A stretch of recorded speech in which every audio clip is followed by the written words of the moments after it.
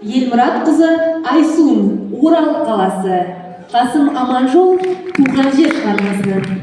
Қасым Аманжол, туған жер, шықша дауға, қарай шекен далаға, мәз басын ұқсайсың жас балаға. Ол шетінде, бұл шетінде жігітсен, шақсайсың ба ғұмарым бір қанана. Дариға, алтын бесі туған жер, қадамды келсен білмей кешегір. Жатамасын топырағыма себеме, ақын болмай тасып болсаң меніге. Неткен батақ, неткен ұлы жер едің, нейді кейге жүрегімді бөледің. Сенден тудым, сенден өстім мен, сенден өсім, арманым жоқ бұл дүниеде дер едім.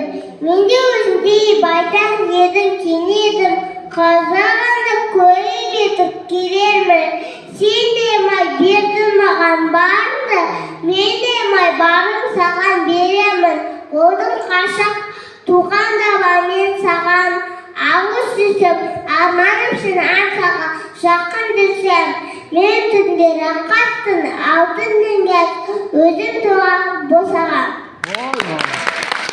Үшінші